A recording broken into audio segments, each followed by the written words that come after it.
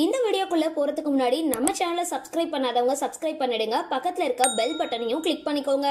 வாங்க வீடியோக்குள்ள போகலாம். கேரளா சூப்பர் ஸ்டார்களோட நடிச்சிட்டு இன்னைக்கு சின்ன திரையில அம்மாவாகவும் மாமியாராகவும் கலக்கிட்டு இருக்க தமிழும் சரஸ்வதியும் சீரியல் கோதை அம்மா யார் தெரியுமா? கேரளாவில் பிறந்து வளர்ந்து தற்பொழுது தமிழ் சின்ன திரையில கலக்கிட்டு இருக்க நடிகை மீரா கிருஷ்ணா யார் தெரியுமா? Sun TV, Vijay TV, Zee Tamil ஆகியவற்றில சின்ன திரை நடிகையா வலம் வரவங்க நடிகை மீரா கிருஷ்ணா.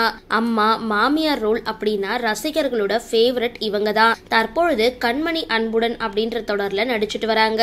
கேரளாவில் பிறந்து வளர்ந்த மீரா கிருஷ்ணா மலையாள படங்கள்ல நடிச்சு தன்னோட கெரியரை தொடங்கி இருந்தாங்க. அதுக்கப்புறம் மலையாள சீரியல்கள்ல நடிக்க தொடங்கி இருந்தாங்க. அங்க 10க்கும் மேற்பட்ட தொடர்கள்ல நடிச்சிருக்காங்க. சீரியல்ல நடிச்சிட்டு இருக்கும் பொழுதே மீராவுக்கு டான்ஸ் மாஸ்டர் சிவா கூட திருமணம் நடந்திருந்தது. ஃபேமிலி திருமணம்னு ரொம்பவே பிஸியா இருந்தாங்க.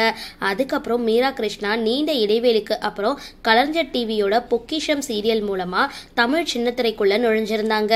அதுக்கப்புறம் இவங்களுக்கு திருப்பு முனையா அமைஞ்சிருந்தது சன் டிவில ஒளிபரப்பான நாயகி சீரியல். வசந்தி அப்படின்ற கதாபாத்திரத்துல ஹீரோவுக்கு அம்மாவா நடிச்சிருந்தாங்க. இவங்களோட ரோலுக்கு நல்ல ரீச் கிடைச்சிருந்தது. அதுக்கப்புறம் சித்தி 2 சீரியல்லையும் வில்லி ரோல்ல நடிச்சிருந்தாங்க. அடுத்து தமிழும் சரஸ்வதியும் சீரியல்ல கோதை அம்மா அப்படின்ற ரோல்ல நடிச்சிருந்தாங்க. அதுக்கு மிகப்பெரிய ரீச் கிடைச்சிருந்தது. அந்த ரோலுக்கு அப்புறம் எல்லா சீரியல்லையும் அம்மா மாமியார் ரோல்களே மீராவுக்கு அதிகம் வர தொடங்கி இருந்தது. மீரா ஒரு கதக் டான்சரும் கூட. அவங்களுக்கு ஸ்கூல் படிக்கிற 2 மகன்கள் இருக்காங்க. மீராவுக்கு தமிழ், மலையாளம், தெலுங்குன்னு 3 மொழியும் அத்துப்படி.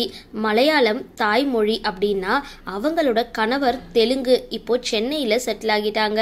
சரி, இந்த வீடியோ பத்தின உங்களோட கருத்துக்களை கீழே கமெண்ட் பாக்ஸ்ல போஸ்ட் பண்ணுங்க.